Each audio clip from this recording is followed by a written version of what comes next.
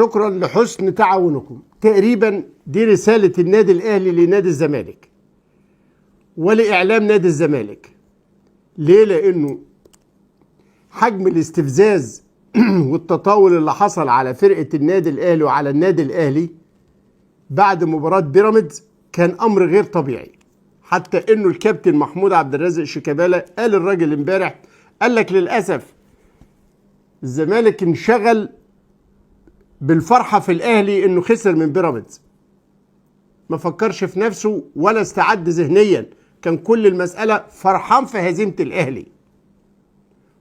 والأمر طبعا ما وقفش الحقيقة عند عمرو أديب والكلام اللي بيتكلم فيه بسخف شديد، قلبي يقطر دما، يعني أمر عجيب جدا. خلى زميلنا بقول لكم عز الدين الكلاوي الكاتب الصحفي الكبير يقول للأعلى للإعلام انتوا فين من الشماتة دي؟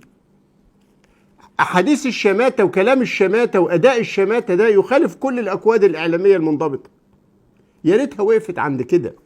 النهارده بقلب في القنوات كده وقفت عند الأستاذ أحمد سالم اللي كان متحدث رسمي لنادي الزمالك، وهو بيقدم برنامج توك شو عام في قناة أون. الراجل ده برنامج توك شو عام ملوش علاقة بالرياضة، لكنه الراجل قبل ما يتكلم على موضوع الأحوال الشخصية قال لك بس في كلمتين أنا عايز من ورا قلبي أهني النادي الأهلي، وراح مكرر التهنئة من ورا قلبي ومش مسامح فيها. والله قال كده بالحرف. ايه ده؟ ايه ده بجد؟ مين قال لك الاهلي محتاج تهنئة من اللي زيك؟ مين قال لك ان جمهور الرياضة عامة يحترم كلام زي ده؟ هو انت يعني ايه انا بهني الاهلي ومش مسامح فيها؟ ايه كمية ايه الحديث ده؟ لا فيه لياقة ولا فيه لباقة، ومنتهى الصفاقة الحقيقة. من وراء قلبي ومش مسامح فيها، يعني غوروا بيها. ليه كده؟ ليه كده بجد؟ بتعلموا الناس ايه؟ انتوا بدل ما تقودوا الرأي العام انتوا منقادين لحملات السوشيال ميديا والشباب اللي ممكن يكون ما عندوش وعي. انتوا متخيلين ان دي مش قناة الزمالك، دي قناة أون، وده مش برنامج رياضي، ده برنامج توك شو عام، فيتقال من ورا قلبي ومش مسامح فيها. ايه ده؟ ايه الجليطه دي بجد يعني؟ وتقولوا لي بعد كده ليه التعصب وليه الجماهير؟ ده الجماهير اكثر وعيا واحتراما من اللي زي كده. شفتوا الجماهير مع بعضها بعد نهايه المباراه مفيش كلمه، مفيش عيبه، بس المشكله في النوعيات اللي زي كده اللي عايزه تركب الموجه وعايزه تجاري الجمهور، عايز يبارك للاهلي لكن برضه خايف من ردات فعل جمهور الزمالك، عايز يمشي على خطى عمرو اديب والسخف الشديد اللي بيتكلم بيه، اللي كانت الناس فاكراه ان هو بيتكلم بهزار لكن بيتكلم كلام في منتهى الشماتة والخروج عن الحدود العامة حتى على الأقل. بس واضح ان دي هيبقى ده ثقافة ناس ودي طبيعة بشر، وبعد كده تلوموا الجمهور. عشان كده بقول لكم زي ما شيكابالا قال، اللي حصل ده كله هو اللي جهز الأهلي، اللي حفظ ده كله هو اللي جهز لعيبة النادي الأهلي كويس قوي للمباراة، اللي خلى تريزيجيه يقول لزمايله اللعيبه احنا النهارده هنلعب كل واحد فيكم يدافع عن اسمه وشرفه. للدرجه دي وصلت الامور. الاهلي لعب ماتش كبير لانه احترم الزمالك، ولانه جاهز تكتيكيا، ولانه ذهنيا كان جاهز. الزمالك متصدر الدوري، الامور بينها نديه وتنافسيه جميله. نجوم الزمالك الكبار القدام المحترمين الرياضيين بجد بقى، من نوعية الكابتن حسن وشحاتة وكابتن فاروق جعفر وكابتن حلمي طولان، دول اللي بجد. كابتن طارق يحيى مع مهيب مستكتر على شريف حازم انه يتكلم على الاهلي كلاعب الاهلي، يقول له انت لعبت كام سنة في النادي الاهلي؟ عايز يقلل من علاقته بالاهلي. فقال له انا ابن ناشئين النادي الاهلي ولعبت سنة ونص او موسم ونص في الفريق الاول. بس يا كابتن طارق انا ممكن اقول لك شوية ناس والله ما حد سمع عليهم لعبوا في الزمالك، عابرين سبيل، ممكن يكونوا فاتوا من شارع 100 عوبة او من 26 يوليو مرة، بيتكلموا باسم الزمالك وبيغلطوا في الاهلي وبيجرحوا في الاهلي. يا عم مارس حبك للزمالك، ما اكيد هو نادي كبير ومحترم. السلام عليكم. انا الحقيقه مش مستغرب من ردة الفعل من الاعلام الزملكاوي على الهزيمه من النادي الاهلي، لان الحقيقه الصدمه كانت شديده عليهم. مشكله ان هم كانوا عايشين وهم، كل مره يغلطوا نفس الغلطه، وكل مره يفوقوا على صدمه. فبتيجي بعد الصدمه يا جماعه، طبقا للعلم النفس، ان بتيجي بعد الصدمه هلوسه، بتبان كده في صوره سعار، واحد يعضك، واحد يهبل في الكلام، يلخبط، انكار للواقع، فوبيا، حاجات كده يعني، ده اسمها صدمه.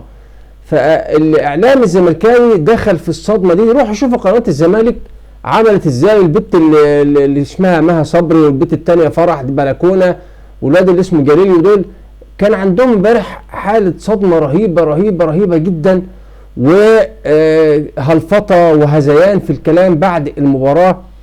رغم ان الموضوع ده المفروض انت لما تكون اعلامي فاهم، لو كنت يعني اعلام فاهم، عارف ان انت طالما قابلت الاهلي بنسبه 90% هتتغلب. يعني لو بصينا كده، اصل الموضوع مش ملوش علاقه مثلا الاهلي كان في الماتشات الثانيه وحش او حلو، والكلام ده ملوش علاقه. بص لتاريخك مع النادي الاهلي، بص لاخر ماتشاتك، 3-4 ماتشات مع الاهلي، شوف اخر سنوات مع الاهلي، هتلاقي السمه الغالبه ان الاهلي بيغلب او بتتعادل. بص اخر 3 ماتشات انت مغلوب. فما تجيش تقول لي اصل الاهلي كان مستوى وحش، ملوش علاقه بالكلام ده خالص. وانت برضو ما انتش مستواك اللي تقدر تغلب بيه الاهلي. انت كنت بتفوز في المباريات التانية لان الفرق اللي انت قابلتها ما كانتش قويه، وكانت بتعمل لك حساب وهمي. دي نقطه. النقطه الثانيه، انت مش ملاحظ ان انت اتغلبت من الاهلي بالذات مرتين رايح جاي؟ النقطه الثانيه ان ده مش مقياس، الاهلي مش مقياس ان هو كان وحش في المباراه الثانيه يبقى معاك هيبقى وحش اطلاقا. الاهلي كان وحش عشان انت كده ظهرت، الاهلي كان وحش فانت ظهرت وتصدرت القمه، لان الاهلي اللي كان وحش. لكن الاهلي لو في مستواه كان زمانك انت 3 أو رابع، صدقوني. المنظومه الرياضيه في مصر عندنا لو الاهلي ضعيف او الاهلي اداؤه وحش وبيضيع نقط، بتبدا هي تحط عليه هي كمان. لكن لو الاهلي فايق وبيدوس على الفرق، بتخاف منه وتعمل له حساب وتبدا تكش. دي المنظومه الرياضيه عندنا، بين اعلام وحكام ومسؤولين رياضيين والرجل الخفي وكل دول. لكن بما ان الاهلي فقد نقاط كتير السنه دي، فده اللي جرأ المسؤولين عليه. بقت الجماهير تقول لك مش فارقه بقى، مش مشكله، ما انت كده كده مستواك وحش. لكن احنا عندنا في مباراه الزمالك اللعيبه بتفتكر لك كل حاجه انت بتقولها في الاعلام بتاعك، عشان كده بتيجي في مباراه الزمالك وتطلعه على جتتك، بتطلع عليك القديم والجديد.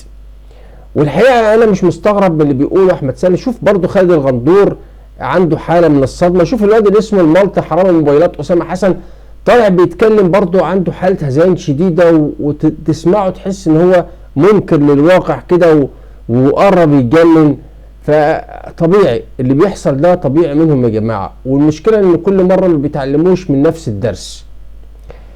فرصه الاهلي في الدوري، انا اهلاوي بقول لك فرصه الاهلي صعبه، مش عشان الزمالك، لا عشان بيراميدز.